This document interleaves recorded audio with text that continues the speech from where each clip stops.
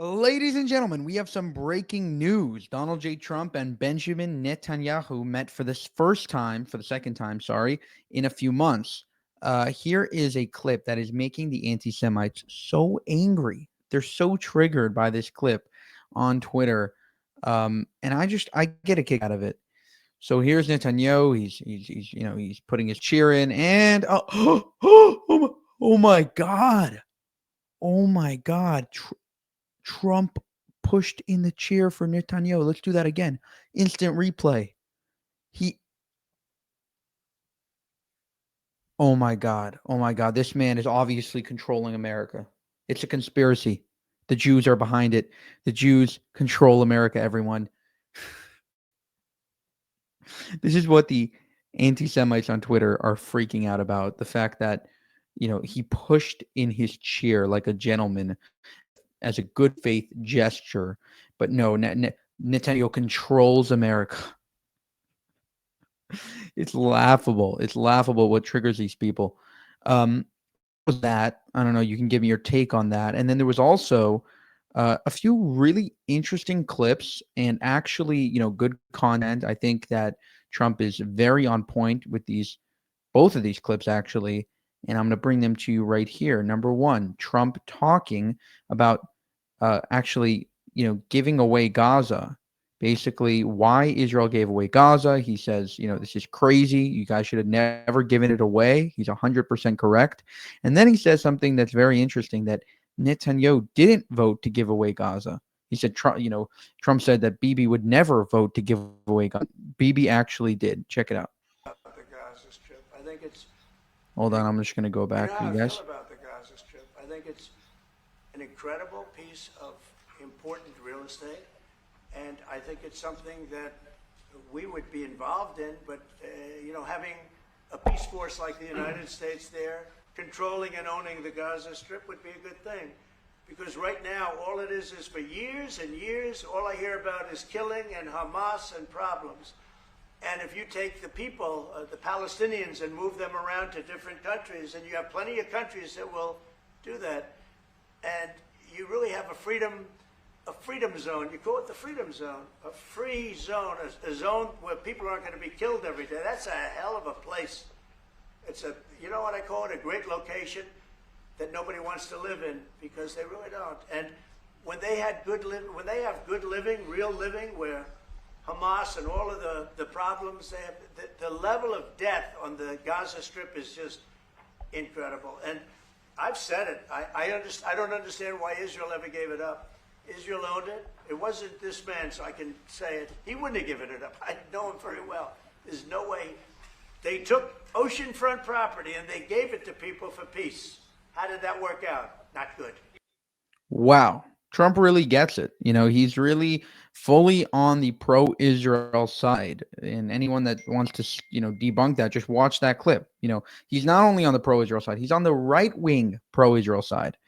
Now, getting to what he said, Benjamin Netanyahu did actually vote, I believe, for the disengagement of Gaza in 2005. In case you're just waking up, Israel left Gaza in 2005 in the hopes to have peace, meaning they ended the occupation, the so-called occupation, in order to achieve peace with Hamas and the Gaza Strip. Basically, they took Jewish settlers out of their homes in ethnic cleansing and basically said, sorry, guys, we're taking away your settlements and bringing you back to Israel. And yeah, we'll give you a little bit of a stipend. So absolute, I would say, fascism on the part of the Israeli government and disgusting display of hatred towards its own citizens. Sorry, that's the call I'm getting.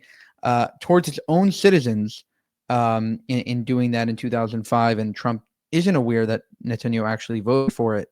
Now, it's not a total knock against Netanyahu. There's a lot of people that did vote for it because the tensions were high. People were dying. They wanted to get out of the Gaza Strip.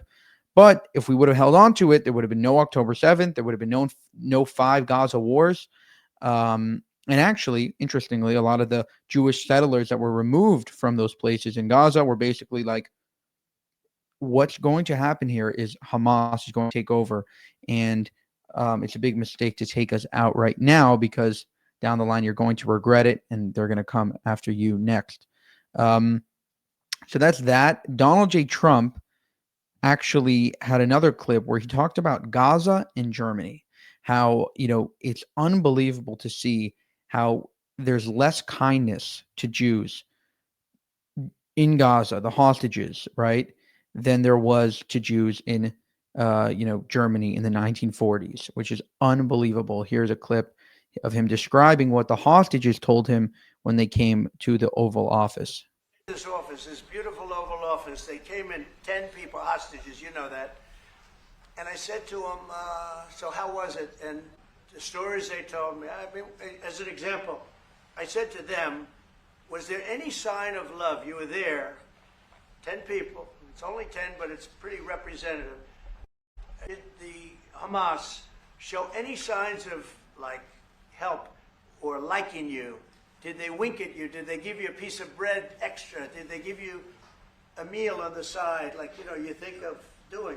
Like what happened in Germany, what happened elsewhere. People would try and help people that were in unbelievable distress. They said no. I said, all of them. I said, did they ever wink at you like, you'll be okay? You're going to be okay? No, they didn't do that. They'd slap us. The hatred is unbelievable. And the lives, they lived in a pipe, not really a tunnel, it was a pipe. And they always thought they were suffocating. They were going to suffocate.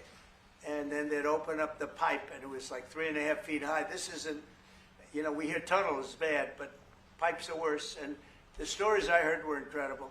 But I just said, was there any sign of potential love or affection? And there were none whatsoever. It was amazing to me. There was nothing like, here, take this, it's a little extra meal or something. They lived like hell. I don't know. They were amazing to me because they seemed to be pretty normal. They weren't scarred, but I guarantee underneath they have to be scarred. And one was there for 356 days. Another was there for about 180 days, a long time. These are people that have been really, really horribly treated. I've never seen anything like it, actually. I was very surprised to hear the answer. Wow. I mean, you can see he was actually impacted by those interactions.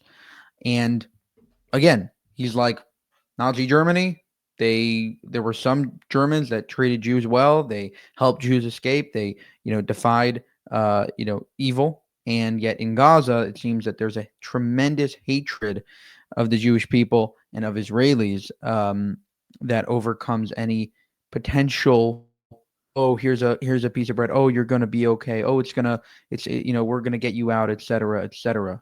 And the biggest indicator of that is that Israel offered $5 million. I kid you not, $5 million for information, not even giving them back. $5 million for valuable information to the whereabouts of hostages. And no response. Nobody reached out, just radio silence.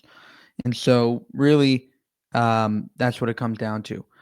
Here is one last clip of, it might have been 5 million shekels. Sorry, I'm not sure which one it was. I think it was $5 million, but it might have been 5 million shekels. Here's one last clip of Donald J. Trump on Iran. And I think that this is probably one of the most relevant clips right now because, again, there's tensions heating up with Iran's nuclear program. Are they going to get the bomb? Is Trump going to, react militarily? What's going to happen there?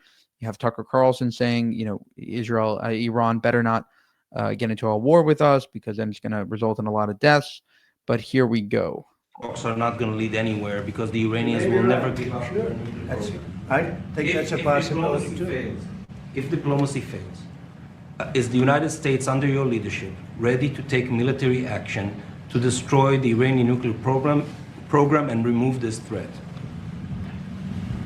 I think if the talks aren't successful with Iran, I think Iran is going to be in great danger.